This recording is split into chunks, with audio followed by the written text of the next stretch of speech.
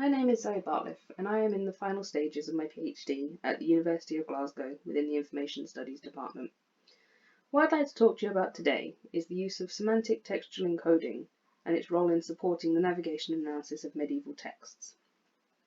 So my particular area of interest is medieval Wales, so I'm going to focus upon the text that I've used as the core of my thesis, which is the Cyfraith Hywel medieval Welsh legal text.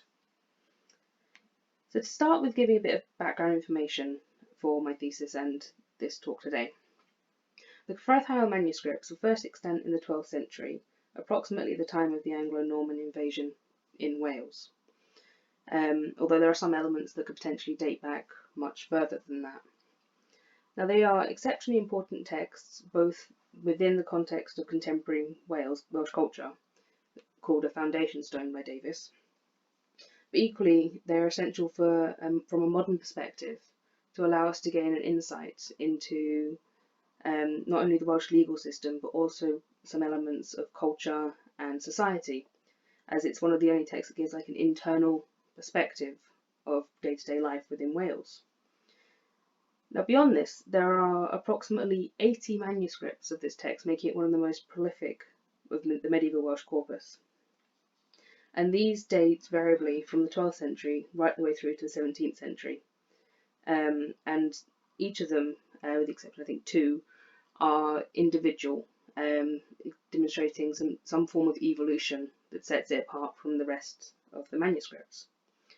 So this can give us a diachronic idea of not only how Welsh language evolved, but also any cultural and legal changes that might have an impact during this exceptionally turbulent period.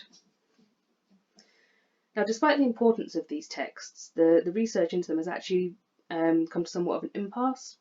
So, because it's such a large volume and such a great complexity to the material, there's often been a need to either aggregate the texts into a single edition using sort of header texts, exemplars, as the main material, and then with like little notes suggesting where there might be alterations in different manuscripts. But this of course leads to a loss of material and loss of a lot of the uniqueness of each manuscript. That aside, it's also possible to give like a horizontal view of the text by focusing on a specific sample. Again, this loses some data, but it gives you a much more focused analysis of what's going on with reference to a particular aspect of the corpus. What I'm suggesting is that Cyfraith Hywel, or indeed other medieval manuscripts, might be treated as a large-scale data set. So this is as you might be surprised to hear, a set of data that is quite large. And the way to access these data is to leverage the full benefits of computer analysis, allowing you to search, sort and filter through material, and therefore extract useful results.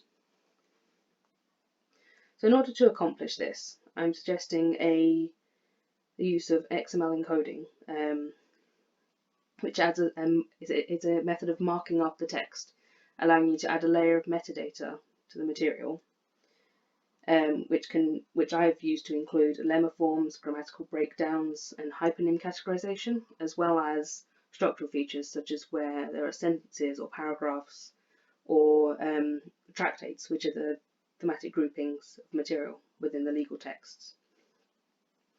So this encoding is quite a long-winded process because it's necessarily manual at this point, as there are a lack of automated medieval Welsh focused linguistic software. But in my opinion, and through my research, I've shown that it actually is highly beneficial and worth the time, because it makes the text computer readable. This in turn leads to the second part of the methodology that I've used, which allows the application of analysis methods mainly drawn from digital humanities, and including statistical language processing, such as those from corpus linguistics or natural language processing, and they can give you a unique insight into the text that's not available from other methods. So the selection of methods that I've chosen and the ones that will be shown to you today are a very veritable tip of the iceberg of what is possible when you have a computer readable text, but it hopefully will give you an insight and inspiration to take this kind of work forward. So the design of the corpus is quite a complex set of texts, as you can imagine. So there's the 80 manuscripts. I've encoded 26 of them, which amounts to about 800,000 words. An example of encoding is given on the right-hand side, and you can see it gives the breakdown of what part of the text it is. So this is this case the introduction, that it's a paragraph, that it's a sentence, and then each of the different words are broken down with the full case, with the full the case and the full grammatical breakdown, basically. Now this is one of the Latin texts, and it reads, as you can see here, Incipit prologus in libro legum Hywel da, meaning here begins the book of Hywel da. So there are several subsections within the corpus. So traditionally the Cyfraith Hywel material is broken down into 4 main redactions, with a 5th if you count the other material, which is beyond the traditional groupings, but still related to the text. Within those redactions, there are numbers of manuscripts. Within each manuscript, there are different books, from the introduction, law of the court, law of the country. Within those books, there are tractates, which are smaller groupings of material, and then paragraphs, sentences, and then words. So it's a lot of layers to this, but having this high degree of granularity allows you to examine the text at an equal level of granularity. So you can either examine at the whole corpus, which is how I focused for my talk today, or you can look at a single manuscript or a single book across all of the manuscripts present within the corpus. There are actually endless variations that you can examine, giving you an equally wide wealth of information to work with. So to start with some findings, this sunburst diagram, which is now altering in for the live version, you can actually click on different sections and it will zoom into them, so this is to give an approximation of that. So you can see that it's actually a breakdown of the corpus, with each section broken into subsections to represent the size of material contained within. So as initial findings, these breakdowns confirm what is suspected, that there is a high degree of individuality to each manuscript, and that the groupings into families is not necessarily the best way to examine these texts. So as you can see from the Euclidean text, there is a great variety in size of the chunks, meaning that there's a great variety in the length of each manuscript, which can equally be seen from this histogram down here. So the Euclidean text, for instance, are spread across the entire range of text length, as are the Euclidean, but the Cyfraith and Latin texts are quite grouped together. So this gives an innovative perspective on the distribution of material, whilst also giving an idea of where there might be some similarities and some differences that can be marked for future examination. But the most important thing is that there is not necessarily the internal consistency you'd expect from a grouping of texts referred to as a family or a tractate, or redaction. Beyond the pure token frequency, there's also, you can look at the language variety contained within the manuscripts. So looking first at the token analysis, so that is, this is a standard distribution box plot of the number of tokens, that's unique words, present within each manuscript. So it's possible to see that the most variety is found within Euclidean and the Latin manuscripts, but the Cyfraith are very localized, very similar to one another as far as the text distribution goes, much more so than at a corpus or Welsh language level. Conversely, however, what the encoding of the lemma forms has allowed us to do is to take out a lot of the differences that are brought about simply by grammatical variation or orthographical differences between the manuscripts and analyse the pure lemma forms. So these are the dictionary definition versions of the word, and so it gives a much more focused view of the corpus.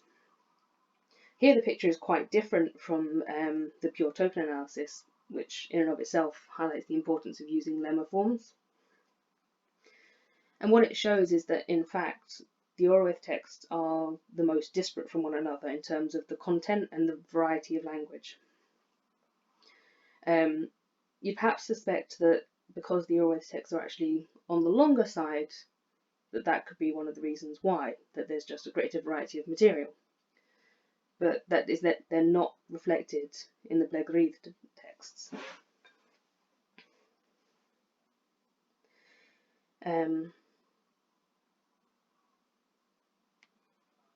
So I've plotted the total length of the manuscript against the lemma count to help demonstrate this.